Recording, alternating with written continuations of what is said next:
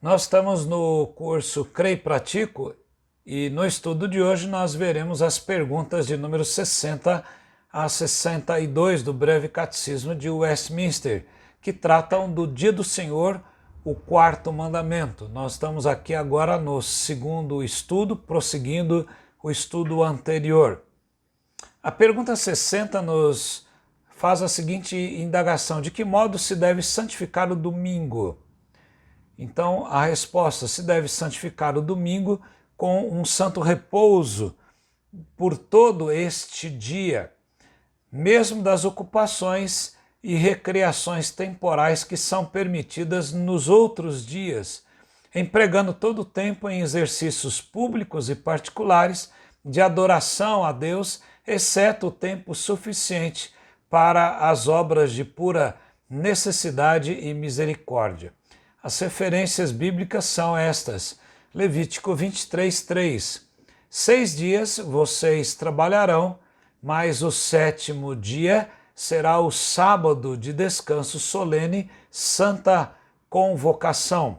Não façam nenhuma obra, é sábado dedicado ao Senhor, onde quer que vocês morarem. Se você mudar de local, vá a uma igreja no dia do Senhor naquele local, sempre que possível. Isaías 58, versos 13 e 14, o profeta diz: se vigiarem os seus pés e não profanarem o sábado, se deixarem de cuidar dos seus próprios interesses no meu santo dia, se chamarem ao sábado de meu prazer e santo dia do Senhor, digno de honra, se guardarem o sábado, não seguindo os seus próprios caminhos, não pretendendo fazer a sua própria vontade, nem falando palavras vãs, então vocês terão no Senhor a sua fonte de alegria.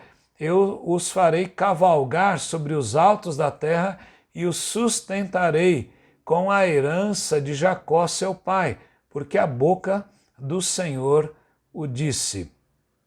Jesus foi muito questionado por curar e fazer algumas obras, por colher espigas, os seus discípulos, num dia de sábado, por exemplo. Veja que em Mateus 12, versos 11 e 12, Jesus então diz ao que lhes respondeu: quem de vocês será o homem que, tendo uma ovelha e num sábado esta cair numa cova, não fará todo esforço para tirá-la dali? Ora, quanto mais vale um homem do que uma ovelha? Logo é lícito nos sábados fazer o bem. Então, Jesus, curando no sábado e fazendo outras coisas, o seu ministério, ele estava fazendo bem. E isto é lícito também nos sábados, né? Ou no domingo cristão. Marcos 2, 27 e 28, o texto diz: e Jesus acrescentou: o sábado foi estabelecido por causa do homem e não o homem por causa do sábado. Assim, o Filho do Homem é Senhor também do sábado. Então veja que o dia foi exatamente criado para o homem, para o seu descanso e para a adoração do nosso Deus. A pergunta 61 vai mostrar a proibição do dia do sábado, o que o mandamento proíbe. O quarto mandamento proíbe a omissão, a negligência no cumprimento dos deveres exigidos e a profanação desse dia por meio de ociosidade, ou não fazer nada, né, como se conhece, ou por fazer aquilo que é em si mesmo pecaminoso, ou por desnecessários pensamentos, palavras ou obras acerca de nossas ocupações e recreações temporais. Os textos bíblicos são os seguintes: Jeremias 17, 21. Assim diz o Senhor, para o próprio bem de vocês, tenham cuidado de não levar cargas no dia do sábado, nem introduzi-las em Jerusalém pelos portões.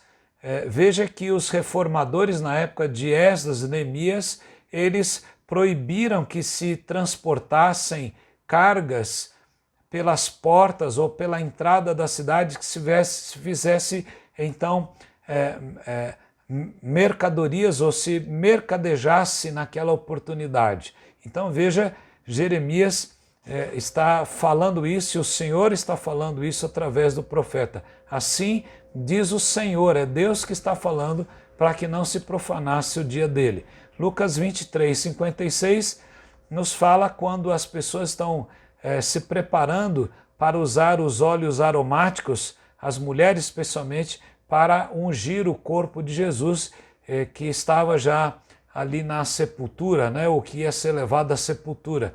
Então se retiraram para preparar óleos aromáticos e perfumes. E no sábado, olha como o texto é precioso, ele vai ter esse registro. E no sábado descansaram segundo o mandamento, não é? Então estavam lá os discípulos fazendo exatamente o cumprimento do descanso no dia do Senhor. A pergunta 62 vai nos indagar sobre as razões anexas do quarto mandamento. Quais são essas razões anexas? As razões anexas são a permissão de Deus, que Deus nos concede de fazermos o uso de 6 dias da semana para os nossos interesses temporais, o reclamar Ele para si a propriedade especial do 7º dia, o seu exemplo e a bênção que Ele conferiu ao dia de descanso. Quais são os textos que a gente pode usar, especialmente no Velho Testamento, na instituição do dia do sábado, né? Êxodo 31, 15 e 16, 6 dias se trabalhará, porém o 7º dia é o sábado do repouso solene, santo ao Senhor. Quem fizer alguma obra no dia do sábado morrerá. Olha que gravidade isso, né? O juízo de Deus, naquele tempo de teocracia, Deus governando diretamente o seu povo. Os filhos de Israel guardarão o sábado, diz aqui Moisés, celebrando por aliança perpétua de geração em geração.